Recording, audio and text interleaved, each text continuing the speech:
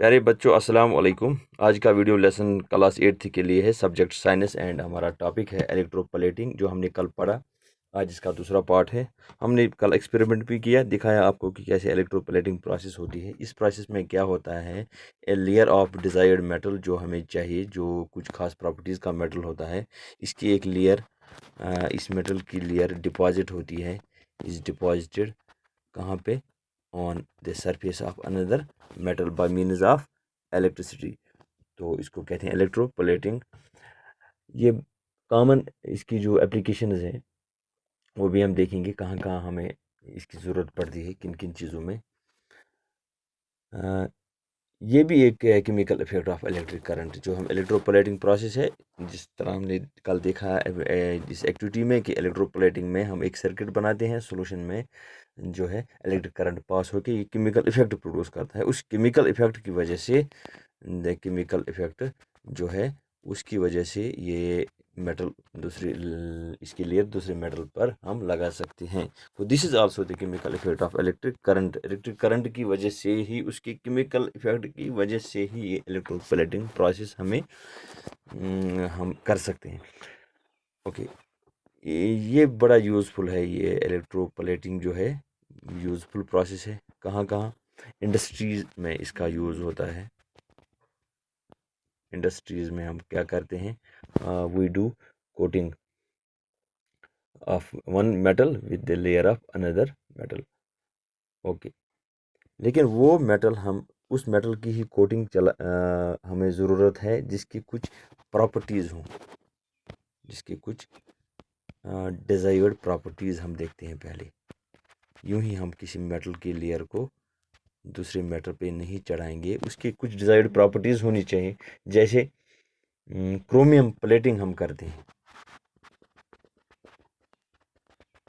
Chromium बड़ा shiny होता है ये मेटल, इसकी प्लेटिंग हम करते हैं on some objects like car parts, या कल भी हमने आपको बताया था साइकिल के व्हील रिम्स में या हैंडल बार्स में। साइकिल के जो रिम्स होते हैं या जो साइकिल की हैंडल बार्स होते हैं, इस पर हम क्रोमियम की कोटिंग लगाते हैं। इसकी वजह ये है कि क्रोमियम जो है, chromium is very much shiny. Chromium की क्या प्रॉपर्टी है? ये बड़ा शाइनी है। एक, ओके, ये करोड़ नहीं होता है, करोड़ भी नहीं होता है, और रस्टिंग भी इसकी नहीं होती है। ओके, ये भी इसका नहीं होता है। और क्या प्रॉपर्टी है क्रोमियम की? शाइनी है, करोजन नहीं होता है, और ये स्क्रैच रेजिस्टेंट है। स्क्रैच रेजिस्टेंट, इसका मतलब है इस पर स्क्रैचेस नहीं लगते हैं। ओके, नॉन स्टिकी भी है। अच्छा, लेकिन हम अगर क्रोमियम ही, अगर इतनी प्रॉपर्टीज़ है क्रोमियम की, तो ये चीज़ें हम क्रोमियम की क्यों नहीं बनाएंगे? हम ये चीज़ें क्रोमियम की, जैसे handle bar, wheel rim, car part, ये वगैरह क्रोमियम की इसलिए नहीं बना सकते हैं because this chromium is very much expensive. ये एक्सपेंसिव है, बहुत ज़्यादा एक्सपेंसिव मेटल है ये हम नहीं अफोर्ड नहीं कर सकते ये चीज़ें हम क्रोमियम की बनाई। So it is for economical reasons the whole object can not be made of chromium. इसलिए हम चीपर मेटल जो है, चीपर मेटल, उसके कार पार्ट्स, हैंडल्स, रिम्स वगैरह बनाते हैं, और उस चीपर मेटल पर हम कोटिंग क्रोमियम की डिपॉजिट करते हैं, जो कि हमें उसके लिए कम क्रोमियम चाहिए। इसी तरह ज्वेलरी, जो हार, झुमके वगैरह औरतें पहनती हैं, इस ज्वेलरी में भी इलेक्ट्रोप्लेटिंग होती है सिल्वर और गोल्ड की। जो लेस एक्सपेंसिव हो, लेस एक्सपेंसिव मेटल, उसकी पहली ज्वेलरी बनाई जाती है, उसकी ज्वेलरी बनाई जाती है, और इस ज्वेलरी पर फिर एक्सपेंसिव मेटल की कोटिंग जैसे सिल्वर की कोटिंग भी हम लगाते हैं और गोल्ड कोटिंग भी हम लगाते हैं। सिल्वर कोटिंग सस्ती हो जाएगी, गोल्ड कोटिंग इससे थोड़ी महंगी, लेकिन सिल्वर और गोल्ड कोटिंग की वजह से ये जो चीपर मेटल है हमारे पास ये अपीयरेंस देगा, सिल्वर अपीयरेंस भी देगा, गोल्ड अपीयरेंस भी देगा। तो सजावट में ये बराबर हमें अपीयरेंस देगा।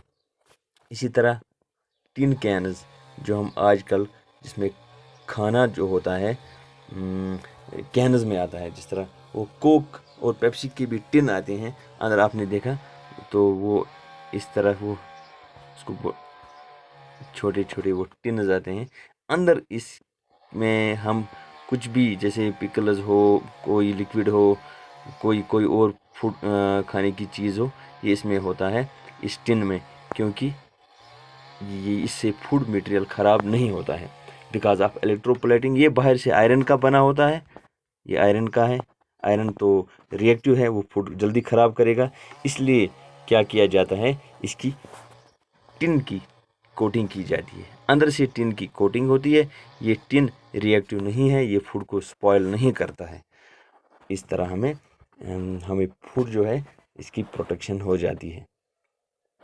इसी तरह हम देखें, हम ब्रिजेस में आयरन इस्तेमाल करते हैं, ऑटोमोबाइल्स में इस्तेमाल करते हैं, तो वहाँ पर जो है ब्रिजेस में या कहीं और पर फ्लाईओवर्स वगैरह बनाते हैं तो आयरन जो है स्ट्रेंथ के लिए आयरन डालना पड़ता है। लेकिन आयरन में प्रॉब्लम होती है, इसको ये करोड़ भी होगा और इसकी रस्टिंग भी होती है। तो इसको अवॉइड करने के लिए हम इस आयरन में जिंक की कोटिंग करते हैं, जिंक कोटिंग। तो जिंक कोटिंग से क्या होता है, जिंक कोटिंग से ये आयरन जो है ये एक्सपोजर से बच जाता है, ये ऑक्सीजन के एक्सपोजर में नहीं आता है। इसके बीच में किसकी कोटिंग रहती है, टिन की कोटिंग रहती है। तो टिन की कोटिंग इससे रिएक्टिव ज़्यादा नहीं बनने देता है, सो कोरोजन एंड रस्टिंग इसकी नहीं होती है।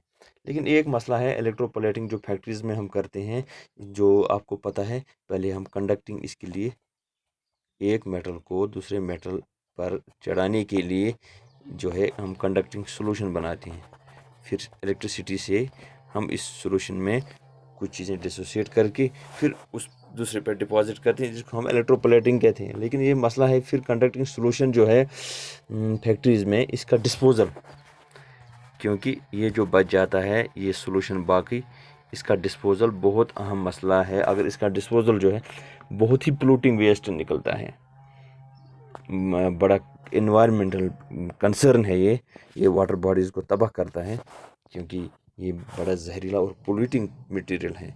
इसके लिए भी स्पेसिफिक गाइडलाइंस है इन्वायरमेंट को बचाने के लिए।